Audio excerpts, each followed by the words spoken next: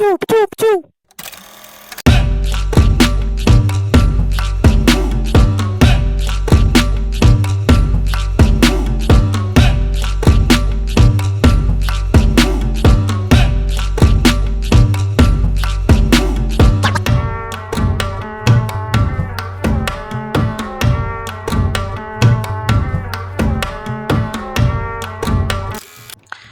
Halo, Judi Ibrahim bahas pemain Indo yang main di luar negeri. Ini datang dari sayap timnas senior yang saat ini belum dipanggil lagi ya.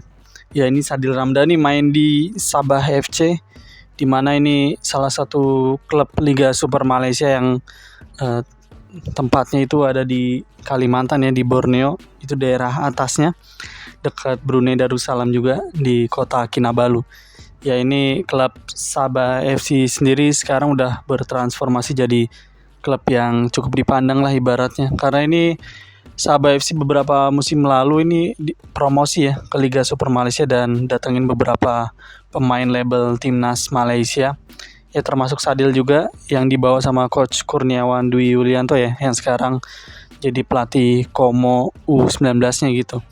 Ya, ini Sadil masuk di Sabah bersama pemain label timnas Malaysia lain seperti ada Hairul Fahmi Cemat. Ini mimpi seram atau momok menakutkan ya buat supporter timnas di era-era 2010 sama 2011. Dan ada juga beberapa pemain timnas Malaysia lain kayak Badrul Bahtiar. Ya, ini Sadil main di hari Sabtu kemarin. Ini pertandingan lawan Perak FC, di mana ini lanjutan laga Liga Super Malaysia, pertandingan tandang Sabah ke kandang Perak. Jadi ini menempuh perjalanan pesawat juga yang ya lumayan beberapa jam ke Malaysia yang bagian sebelah kiri ya. Nah, Malaysia juga sampai Borneo juga sampai Kalimantan, yang dimana di situ ada kota-kota macam kayak Kuching, Sarawak dan Kinabalu juga ya. Ini klub yang dihuni sama Sadil Ramdhani. Ya, ini Sadil bermain starter bersama Sabah lawan Perak, di mana dia juga dirumorin ini pindah ke Persib Bandung, cuman nggak tahu nih nggak jadi atau gimana. Yang jelas Sadil masih memperkuat Sabah sampai sekarang. Ya, ini main lawan Perak FC, main di posisi sayap kanan. Ini Sabah ketinggalan terlebih dahulu nih lewat penaltinya pemain Perak lewat pemain asingnya yang namanya Ribet Gyuchure, pemain asal Argentina. Dan ini Sabah berhasil membalikan keadaan di babak pertama. Ini 2 gol cantik dicetak sama pemain asingnya Sabah, yang satu dari Korea dan satu lagi dari pokoknya pemain asing juga, tendangan dari jarak jauh menjebol gawang Perak. Ya, babak pertama ketinggalan 1-2 dan Perak berhasil memperkecil kedudukan atau menyamakan kedudukan itu babak kedua. Tapi di ending ini Sabah berhasil meraih kemenangan dengan skor 2-4 di kandang Perak FC. Ya, sebenarnya Perak ini juga klub papan tengah ya kalau di beberapa musim ke belakang, bukan salah satu tim kuat macam Selangor sama JDT. Kalau JDT nggak usah ditanya ya, itu klub juara Liga Malaysia udah 11 tahun berturut-turut. Kalau sama tahun ini juara lagi 11 tahun berturut-turut, dan perbedaan poinnya juga lumayan. Dan untuk JDT sendiri juga baru meraih imbang sekali, sama sekali belum pernah kalah entah di Liga maupun di Piala Malaysianya ya. Ini klub udah terlalu kuat, di mana JDT juga datengin Jose Rodriguez ya. Ini pemain Spanyol yang beberapa kali main di Madrid ya, sama terakhir kalau nggak salah main di Cadiz gitu. Ya, ini Sabah meraih kemenangan dengan skor 2-4, di mana untuk klasemen ini klubnya Sadil masih di bawah JDT sama Selangor. Ya, di musim lalu juga posisinya juga JDT yang pemuncak klasemen dan Selangor di runner up ya. Itu 2 klub itu yang beberapa musim ke belakang yang jadi momok menakutkan lah ya, di posisi atas klasemen. Dan Sadil sendiri juga cukup lama juga main di Sabah. Ini kalau nggak salah dari tahun 2000 2021 atau 2020. Jadi ini udah musim keempat kelimanya di kota Kinabalu, di mana dia dibawa sama coach Kurus ya, Kurniawan Dwi Yulianto saat itu di tahun 2020 apa 2021 gitu. Itu di mana Sabah baru, kalau nggak salah baru promosi gitu dari Liga 2 Malaysia. Ya ini Sadil bermain selama 85 menit, dia kena 1 kartu kuning di laga yang digelar Sabtu kemarin.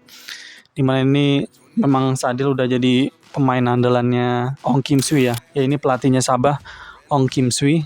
Ini salah satu momok menakutkan juga buat supporter timnas di era 2010 sama 2011. Selain Hairul Fahmi Cemat, ada nama-nama kayak Badrul Bahtiar juga. Itu di 2010 sama 2011 ini Ong Kim Sui berhasil bawa Malaysia juara AFF ya sama SEA Games di depan publik GBK. Ya, masih ingat momen itu ya. Walaupun ya masih itu levelnya ASEAN ya, level Asia Tenggara. Ya ini bisa dilihat roadmapnya Sadil atau peta pergerakannya Sadil di laga lawan Perak. Ya, dia kebanyakan nyisir posisi sayap kanan ya. Ya jelas itu udah posisi dia. Dan ini secara data atau angka di pertandingan melawan Perak ini dari situs website SofaScore. Kalau nonton pertandingannya juga memang ini Sabah yang mimpin tren pertandingan dan bermain baiklah ini Sabah lawan Perak di kandang Perak ya. Ya walaupun Perak sendiri bukan klub papan atas di Malaysia di beberapa musim terakhir. Ya ini bisa dilihat para pencetak golnya. Ini Sabah meraih kemenangan dengan skor 2-4 dan mungkin klubnya juga ngebidik spot buat main di Asia tahun depan. Tapi untuk meraih posisi runner up juga perbedaan poinnya juga cukup lumayan sama Selangor yang ada di runner up ya. Ya, selain Sadil yang main di Liga Malaysia, ada Jordi Amat juga yang main di JDT.